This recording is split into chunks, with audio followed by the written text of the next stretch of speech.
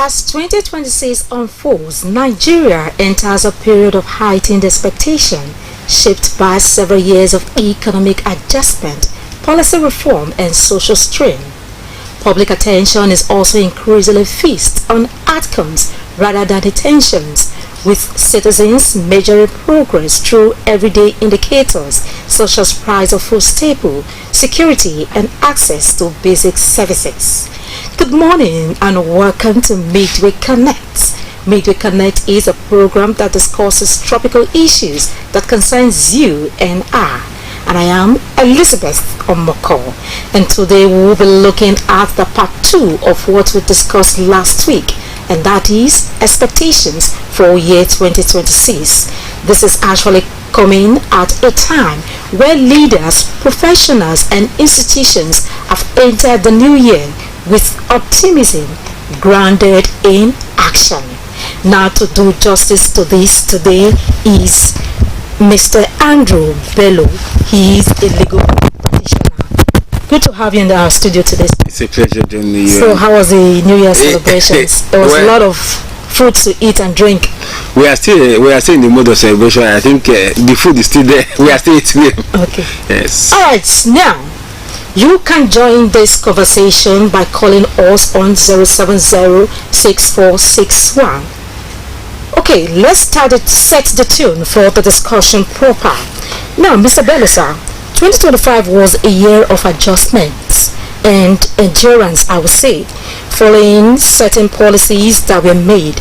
Example was a fuel subsidy removal, exchange rate unification, and tax restructuring. Now, do you think 2026 is expected to be a year of proof, and that governments can translate policies into tangible improvements in people's lives? Thank you very much. I want to congratulate every Nigerian that survived 2025, because 2025 was a trying year for a lot of Nigerians. We saw a lot of, like you said, it was a period of reforms, economic, political, so many reforms came up, and you know how it is with reforms. It's very, very tight at that stage. But I think towards the end of 2025, we saw a breather. We had a season of things beginning to simmer down, and I think that season has now plummeted into this 2026, and we are seeing a better year than we saw in 2025. I want to believe strongly that we are going to have a better 2026 than we had in 2025. Looking at the price of goods and services, you notice that there was a sharp drop in most goods, most products. If you go to the market today, you see a basket of tomatoes that used to sell for like 10,000-11,000 naira now sells for 4,000-5,000 naira. It's shocking. We thought maybe it wasn't possible, but it's possible at the moment. The same goes for bag of rice that's come down. Fuel, I bought fuel. The fuel that's in my tank right now, I bought it at 735 naira per liter. So there is this breather. People are going to be a sign of relief. Things are not as they were in this same time 2025. So I think we are getting to that point where things will begin to, those reforms that we suffered for, we begin to see the benefit. We will see enjoy the fruits of that reap the fruits of that. Like I want to put it, let's say the sowing period has passed. The period of sowing has passed. This is the time when we begin to consummate all that we have sown. That reform that we have put in there, this is the time we begin to enjoy it. Now, talking about reforms, how will government ensure that the tax reform, by January, this January, yes, the new tax reform has started? How can government ensure that majority of Nigerians benefit and promote economic growth, judging from the new tax regime? Okay, thank you very much. You see, people should understand this. Tax is part of life. There's a saying that there are two things that are constant: rainfall and tax. Tax is constant. Any attempt to think that you will live freely and you won't pay any tax, you are only living the fool's paradise. The truth is, taxation is part of humankind. It has always been there. Even in the Bible, if you go as far as the Bible, you see taxation there. So it has always been there. what we should be demanding, our people should be demanding, which this government seems to, this government at the federal, at the center, even at the state level, seem to have understood, is that the taxes must be collected, and when collected, it should be used judiciously. The part that our people should insist on is the judicious usage of that taxation. Now, I will tell you something. Over the years, one problem that Nigeria has been plagued with massively is wastage. We are master of wastage. We have I would say we have master's degree. Sometimes we even have PhD in wastage in this country. We are experts in it. We want to do anything, we do it the most exuberant way, the most superfluous way, so that so much waste. When you not check this thing, you see so much waste. I'll give you an example. There was this Benin Auchi road, or this, they call it Benin Abuja road, but the Benin Auchi part of it has been under construction since up to 18 years, at least to my knowledge, 18 years it has been under construction. Under President Buhari, the late President Buhari, that part of it at Ewu, between Ewu and Agbede, there's a place they made sort of roundabout that has a top side and a downside, where they were trying to create maybe railway was passing there. I don't know what's going to happen there, but yes, there's a roundabout somewhere there. That part of it, they sand filled it. If you see the massive sand filling, cost so much to get to that level. The laterite sand filling they did. After doing it, they abandoned it. By the time they were to come back there again, the rainfall has washed away all that heavy massive sand filling. Rainfall has washed it away. We now started again to gather laterites to put on that same place again. When they put again, they still abandoned it again. It's not like they went on to work on it again. It's still there. They've not worked on it as we still speak. So those kind of wastage is what we are experts in. We just like wasting money. Public funds. It's as if when we gather public funds, when we force people to pay tax, you put people in prison for not paying tax. Then when you collect that money, you now go and throw it away. It pains me each time I'm passing anywhere and I see public fund wasting. I feel like, I don't know, I feel pains. If you drive between Owe Road, there's a road they call Primary School Road on Owe, just beside the Enogi of Owe Palace there. That road there's supposed to be a tar on that road. They constructed it halfway. They put this iron mesh for the gutters on both sides. If you know what it costs to do, very long road, got iron mesh on both sides. It's not one side, both sides. They did it. I still have the video of that this thing. They now allow it to go to waste. Since I folding and wasting, after about 2 years, I don't know who sold it to these people who buys wasted metal. They now came and pack all of them. If you go there, ask the Enogi of Owe. It's just close to him, so they cannot say they are not aware. That road, as we speak, the iron mesh has been thrown away or bought or sold or stolen. I don't know which one it is. Now public fund was spent on that one. That is how it is all over across board. We have wastage everywhere. We have masters of it.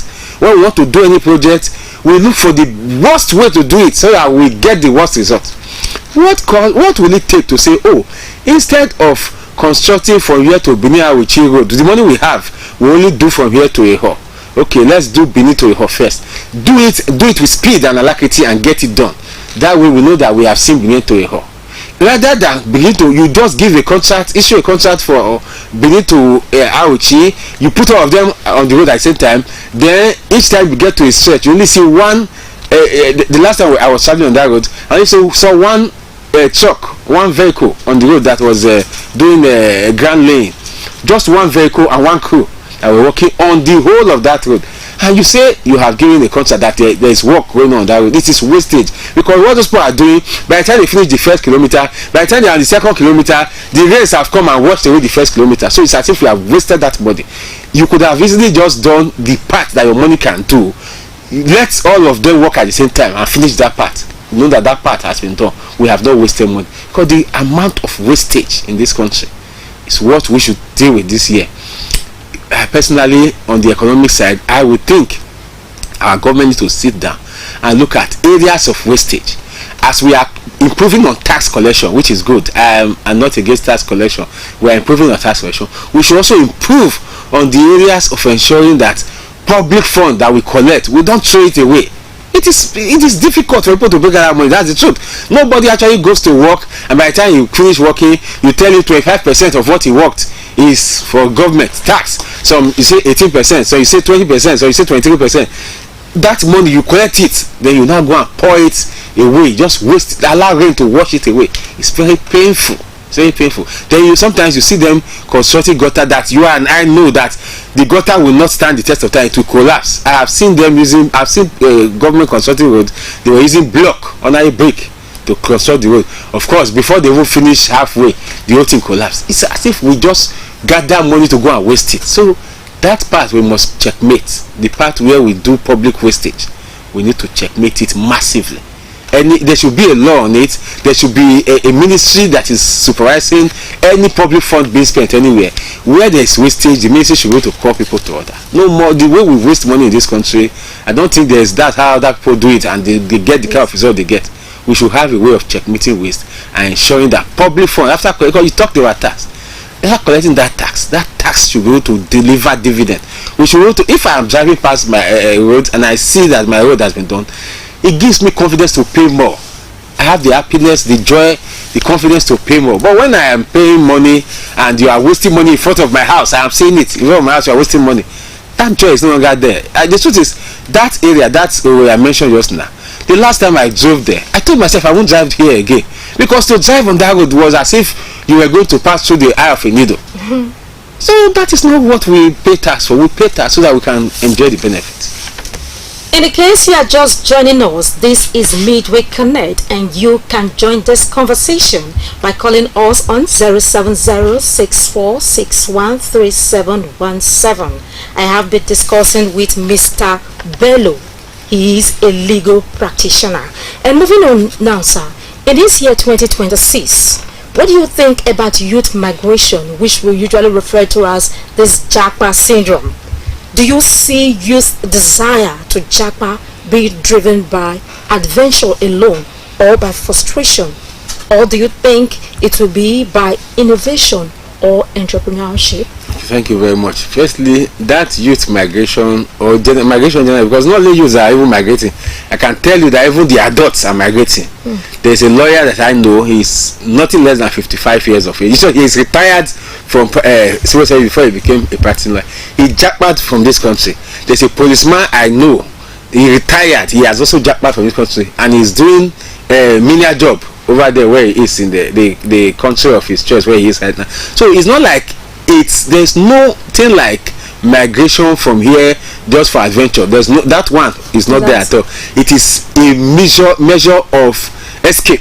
That is the kind of jackpot we are having in this country, and it is time our government, this 2026 should be one of the, it should be a time where the government should reflect on its own agenda. Why are people running away?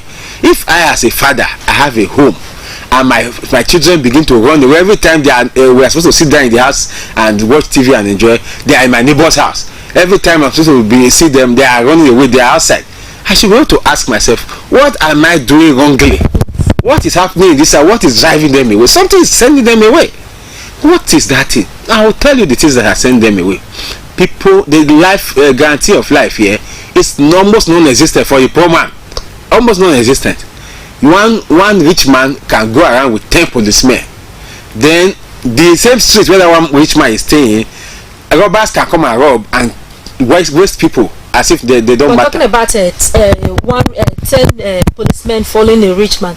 I think is no longer in vogue. The president put a stop to it the last time. Yes. We thank God for that. However, since they removed them from following the VIPs, that's what they call them. VIPs. I had thought that we will go back to the old security system where they put them back on patrol. Don't follow. I have always said they shouldn't follow anybody. If I am a VIP, I wouldn't need you give me 10 policemen for my house alone. The streets, put the 10 policemen in the entire street. That way, they are not just securing me, they are securing every person in that street. If it's a village, they are securing every person in that village. That way, if anything is happening in my neighbor's house, before it gets to my own house, the policeman would have checkmated it. But if they are all gathered in my compound, they can overpower them in my compound. So, security is the first reason why people jack away from this country. I know a lot of people who came to spend Christmas. Thank God this last Christmas was a very good one. We didn't hear any incidents of people coming from abroad to spend Christmas and they were snuffed out by kidnappers, bandits and armed robbers. That incident was better non-existent in this last Christmas. But previously we've seen several times where people just come, say let them go and spend Christmas in Nigeria, their home country, and the next thing we hear is, oh, bandits attacked there, armed robbers attacked there, and they died. This young girl, your colleague, the one that died in Arise TV, the one that was with Arise TV, that robbers robbed their complex and she jumped down and died. That young girl was abroad. She came here to spend time and see what to work for her father's land, see what happened to her. So those incidents of such nature is what drive people away from this country. Then another thing again that drive youth from this country is this. I know many youths, many friends of mine, or people I have had acquaintances with, who, when they were in this country, they were virtually useless. They had little or nothing they were doing. But the moment they stepped out of this country, they found use for themselves.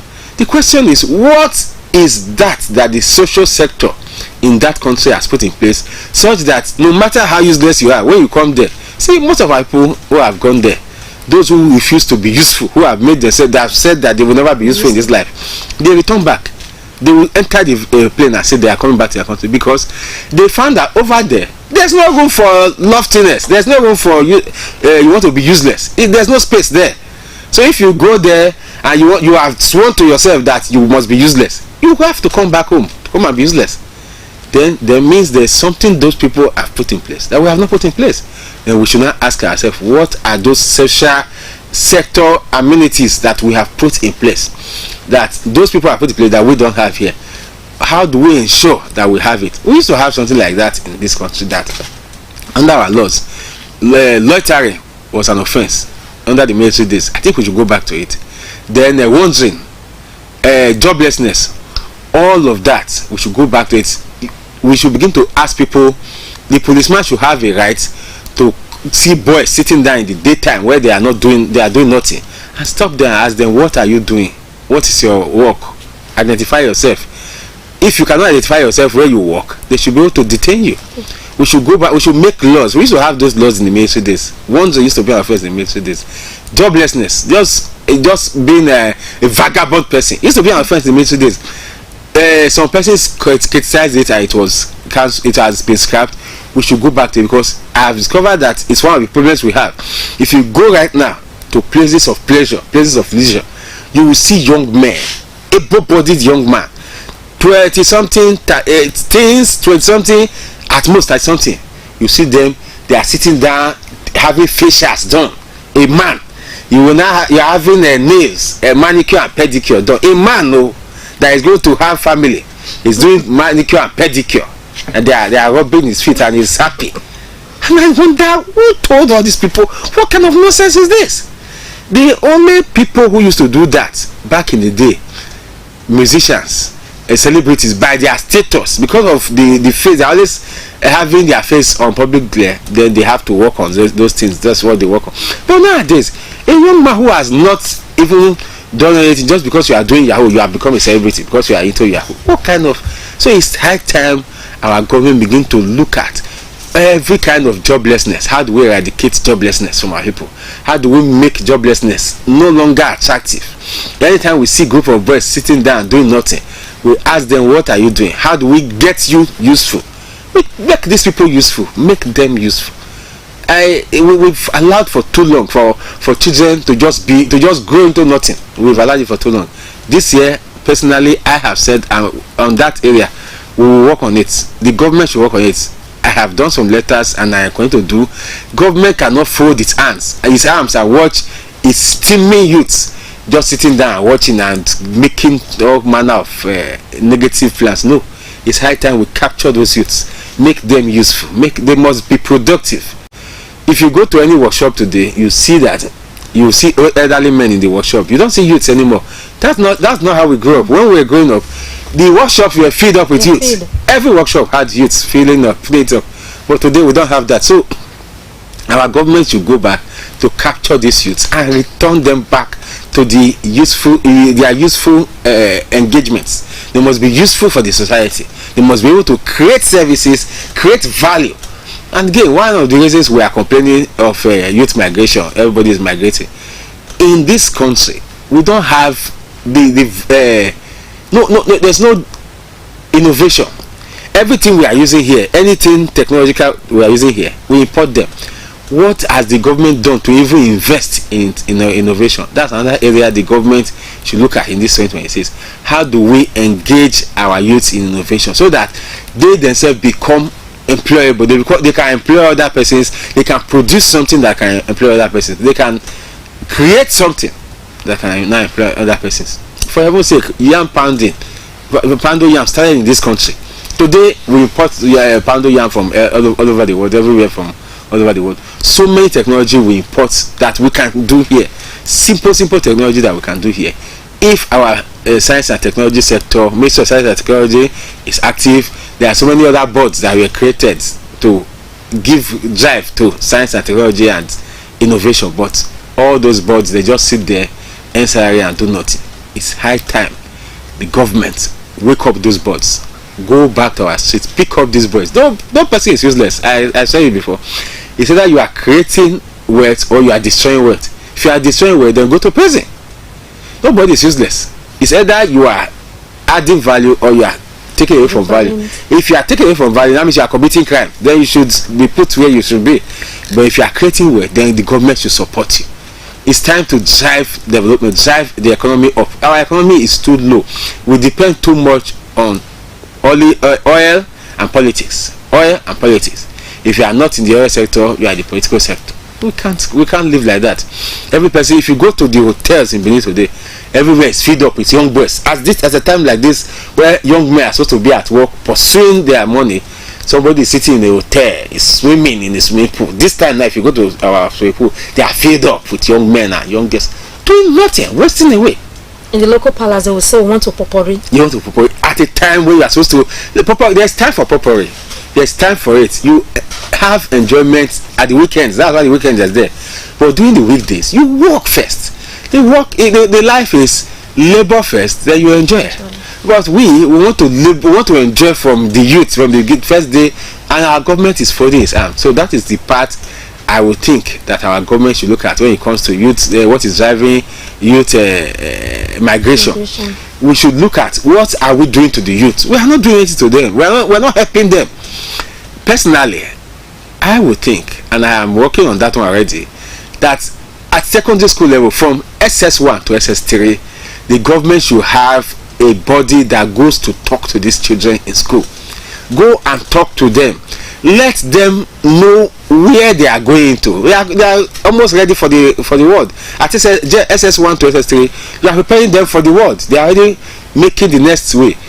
Are they going to listen to the ones that will tell them, oh, school na scam, don't bother yourself, don't worry, you can make money overnight, why are you stressing yourself? There are people who are already actually telling SS1, even JSS, there are people who are already telling them, don't waste your time. If you listen, yes, and when you listen to people like this young man they call Pella on TV, if you listen to him sometimes, you want to just believe that is the actual things that should be discouraged. There was a young man in Saudi Arabia or Dubai. He was arrested because he was flashing wealth publicly. He said, no, you don't flash wealth publicly.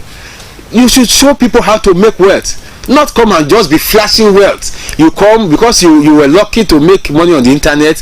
You now come and begin to talk anyhow. I can hire a PhD holder as my driver. And you are a school dropout. There are some things that the government should clamp down on massively.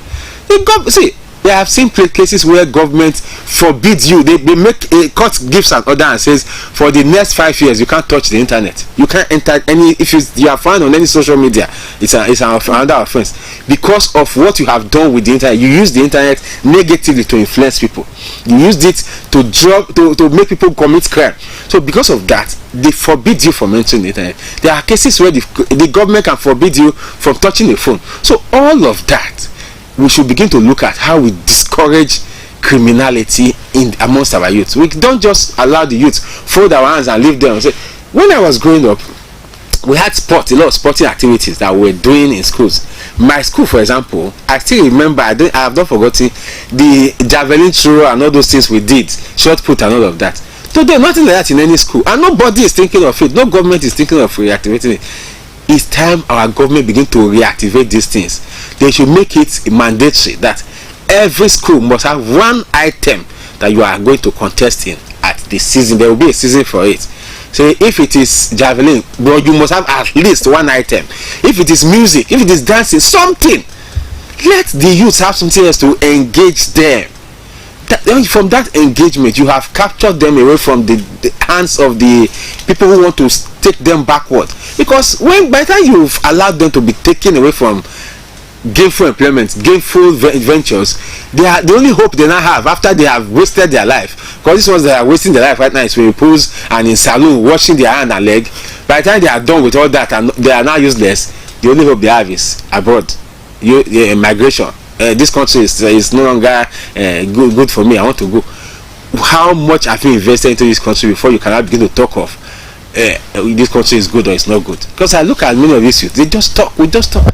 They are empty. We have not invested in them. We have not infused in them knowledge that is actually useful to make themselves useful in the country. Now, in the course of your discussion, you did make mention of security. Yes. Now, with President Trump's package to Nigeria during the Yuletide, how can Nigeria government tackle insecurity, terrorism, banditry, and kidnapping across the country? You know, just yesterday we got news of one of the two brothers that were kidnapped in Auchi on the 2nd.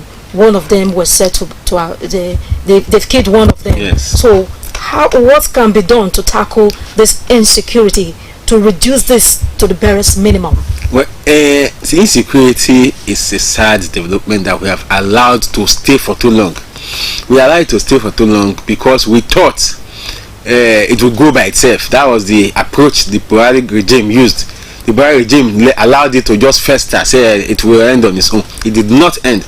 This government came, instead of tackling it head on, the government wanted to play the Buhari part, but it has suffered massive casualty on this part of the government. So the government has now also woken up. That's what we saw on the 25th, the Christmas Day package that came. We should build on that Christmas Day package. We cannot wait for President Trump every time they come and throw bombs here. No, we cannot wait. We should now leverage on what has been done to put massive pressure on these people who say they will not allow people to sleep. Put massive pressure on them. What do I mean by massive pressure? The president should at this point have a living war room, an active war room. It's not a war room that you set up to respond. No, a war room that is already is standing, is there to respond to any news of kidnapping anywhere in Nigeria. Where once you mention kidnapping, they should have a team ready on ground to go there and level that place until they get that person, get the person out, and neutralize those who were involved in the kidnapping. Neutralize them so that the others will hear. See, one thing I learned with criminals, they are very lazy. That's one thing I can say. Now, if they go after one set, the other set disappears. It's natural. It's part of. It's a system that once you go after one set, the other set will naturally run away. These kidnappers, terrorists, bandits, they are not actually going. If you notice, they don't go after places where they are going to have resistance. Once they notice that there will be military force or police force there, even the ones they have done, those areas they've done successfully, is usually when the military takes recess. The military is no longer there. That's when they come. That's to say they are avoiding resistance. Then we have now known that they are not ready to fight. Then we should give them a fight. We must leverage on what has been done on 25th. If you notice the way President Trump bombed them, they calmed down. It acted on their psyche. If we use that same force to go after them, we will get them out. But the problem we have had over the years is the same problem we are still having. Massive corruption, even in the security subsector. I can assure you that there are people in the security subsector who do not want these people to be attacked, who do not want people to be fought. The way Sheikh Gumi was crying, was basically weeping when they attacked terrorists. As if, when you have pets and those pets are being killed, you get angry. That's the way it was with Sheikh Gumi. These people who have said they will never allow anybody to sleep, that killing is their bread, they enjoy killing. and that's where they get their joy from. Now somebody has helped us to attack them, to send them fleeing. You are crying and complaining that why they. That is the same sector. We have a lot of gummies in our military security sector that refuse to speak out. Sorry to cut it short. I think we have a caller here. Yes, let's hear from the person. Hello. Hello. Okay. You may continue. So we have a lot of sympathizers like Sheikh Gumi. Sheikh Gumi is publicly sympathizing with them. We have a lot of private sympathizers who are ready to do anything to ensure our military does not go after these people. I think it's time we go after them with massive force. Like I said, a living force, not a force that is going to be reactive, a force that is ready. As before you even hear of kidnapping, they are there. I speak with some of these vigilante force sometimes. They will tell you that their hands are tied in many areas. They do not have the permission to take certain actions. That there are some places they want to go to. They will need before they make that move. You have to go and take permission from the DPO or GOC, whoever is in charge of that area, and they don't get those permissions when they need it. So all of these things is part of the problem we are having in the security sector. We need to have a way of quick response. As soon as they hear kidnapping, there should be an authority that says, the moment you hear the word kidnapping, go. Don't ask, don't wait for anybody. Like, that's how it should be. It shouldn't be a case of I'm waiting for instruction, I'm waiting for order. There shouldn't be an order. The moment you hear kidnapping, that's why you are a force. They were created, a force that will be created for that purpose. Once you hear it, go after that person. By the time we do that, you will see that these things, they are not as difficult as we are making it look. It's because nobody is going after them. That's why it's looking difficult. They just come, they send an entire committee packing because nobody is actually going after them. If they send committee A packing before they get back to their base, the military goes after them and wipe them out. Nobody will try it the next day. We are playing with fire. That's it. So we are playing with security. Security is one thing you don't play with anywhere in the world. There's a reason why the security sector has the power of secrecy. They have secrecy, they have authority, they have so many things. So that they can do and undo when it comes to security. You don't have the issue of waiting for anybody. That's one that where you have to wait for instruction from above, waiting for order from above is one of the reasons nothing is happening in the security sector. The president should have an active, living war room that we should think and expect that by now we are in a war with these people. They have made it that nobody will sleep while they are alive. Then we should give them war back. That's the only way to get things done when it comes to these terrorists and bandits. They are not our friends. They are not our countrymen like Sheikh Gumi want to put it. They are not freedom fighters like Sheikh Gumi want to put it. No. There are people who have said that the only time people will sleep is when everybody dies. When everybody is gone, that is when they will sleep. That's their own goal. So it is time we wake up and say no. How can somebody come and kidnap people? Then you are publicly saying that we are not gathering 50 million naira to go and give to kidnappers so that they will not kill one man. For what?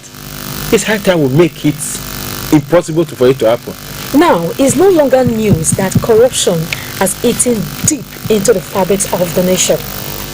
Now, from the smallest units of the family to the society, there seems to be evidence of corrupt seed. Even politicians, is no longer just politicians that are corrupt. Yes, of course. What measures can be taken to combat this menace and ensure accountability in this year 2026? Thank you very much. Any headway? Yes, thank you very much. See, corruption, before I used to think that corruption was a problem of government. It's not. Corruption we have in Nigeria is a problem of the people. We, the everyday Nigeria, we are the most corrupt. We are even more corrupt than those in government. We are just talking because we have not been opportune to being in government. Little opportunity we will be given, the kind of corruption we will do with that small opportunity we are given, that will tell you that those in government, they are saints. That's the truth. That's the way I see it. Somebody does something, clearly you have caught him red-handed, that he corruptly enriched himself. Okay, you are telling him, refund the money. Whenever we say go to prison now, just refund what you have taken. People will say, no, leave him. It is smart guy. It is fast guy. People will join him now. You that is the victim, they will attack you. Why are you complaining? Is it the only one? Others have been doing it. It is my turn. It is his turn. After all, we are all doing it. That is the kind of things you hear on the streets in Nigeria. So if ordinary Nigerians feel that way, then why should those in government who have the power to do, why should they not do? So it's high time our government begin to treat corruption first.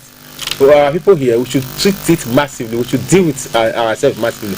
Anytime there is corruption allegation at whether at the ground level, at the top level, deal with the person massively. With the way we worship and allow corruption, indiscipline, anything that is public good here, we treat it as if it doesn't matter. That's the way we act in this country. We act as if it's public money, let's share it. It's public property, let's destroy it and put the money in our pocket. You see somebody who is vandalizing public pipeline or public electricity lines or even rail lines, and you see how people, the way they support the crime, you'll be wondering, is it that these people don't know that thing that is being destroyed is every person's good?